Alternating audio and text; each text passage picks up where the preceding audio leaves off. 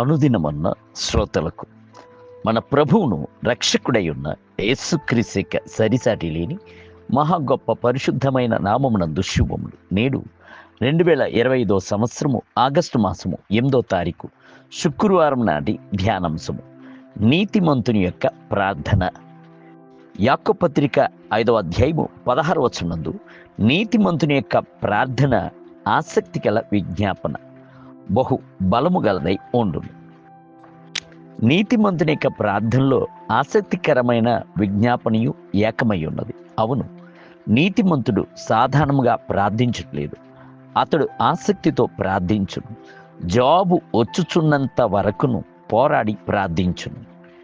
యాకోబు పత్రిక 5వ అధ్యాయం నందు 3 నీతిమంతులను గూర్చి వ్రాయబడి ఉండుటను చదువుచున్నాము.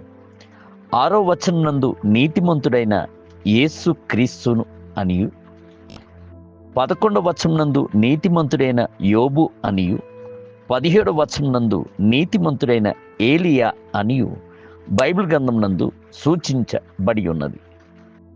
3 ప్రార్థనా యోధులే. వీరు మనకు మాదిరికరమైన వారు. బైబిల్ గ్రంథము సెలవిచ్చుచున్నది, మీరు స్వస్థత పొందినట్లు మీ పాపములను ఒకనితో ఒకడు ఒప్పుకొనుడి, ఒకని కొరకు ఒకడు ప్రార్థన చేయుడి. నీతిమంతుని ప్రార్థన ఆసక్తి గల విజ్ఞాపన, బహుబలము గలదై ఉండును. యాకోబు పత్రిక 5వ అధ్యాయం 16వ వచనం. అట్టి నీతిమంతుని యొక్క ప్రార్థన ద్వారా రోగి స్వస్థపరచబడును. ప్రభు అతని యొక్క పాపములన్నిటిని క్షమించి అతనిని లేపును. ఏలియా మన వంటి శ్రమలతో కూడిన స్వభావం గల మనుష్యుడే.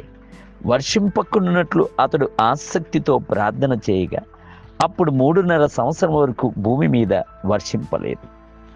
అతడు మరలా ప్రార్థన చేయగా ఆకాశము వర్షం ఇచ్చేను, భూమి తన ఫలమును ఇచ్చెను అని కొనసాగించి బైబిల్ గ్రంథమునందు చదువుచున్నాము. యాకోబు పత్రిక 5వ అధ్యాయము 17 మరియు 18 వచనం. ఇది సాధారణమైన మనుష్యుని యొక్క ప్రార్థనకును నీతిమంతుని యొక్క ప్రార్థనకును గల వ్యత్యాసం.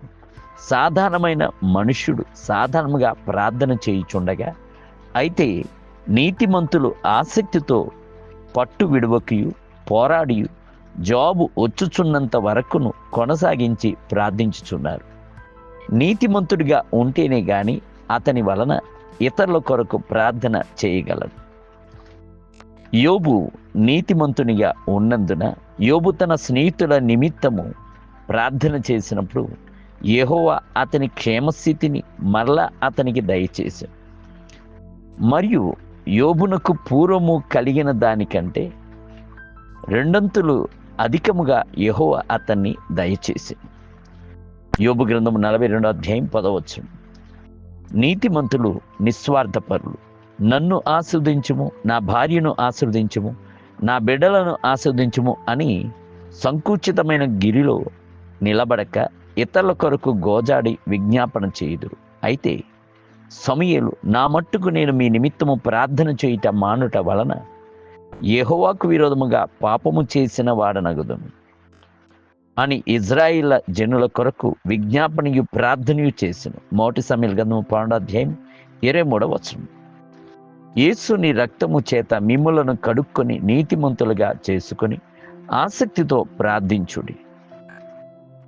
ఎట్టి పాపములను శాపములను పట్టింపులను మిమ్ములను ఆటంకపరచకూడదు. దేవుని బిడ్డలారా, యేసుక్రీస్తుని రక్తము సకల పాపములను కడిగి మిమ్ములను పవిత్రులుగా చేయటం మాత్రముగాక అది మిమ్ములను నీతిమంతులుగా కూడాను స్థిరపరచుచున్నది. నేటి ధ్యానమునకై ఈ జీవితకాలం మట్టికే మనము క్రీస్తునందు నిరీక్షించు వారమైన ఎడల మనుషులందరికంటే దౌర్భాగ్యులమై ఉందుము. కొరింథీయులకు రాసిన మొదటి పత్రిక 15వ అధ్యాయం 19వ వచనం. నేటి వేద పఠనము ఉదయం కీర్తన గ్రంథము 74, 75 మరియు 76 అధ్యాయం. సాయంత్రం రోమీయులకు రాసిన పత్రిక 9వ అధ్యాయము 16 మొదలుకొని 33 వచనములు. ప్రభు మిమ్ములను దీవించునుగాక. ఆమేన్.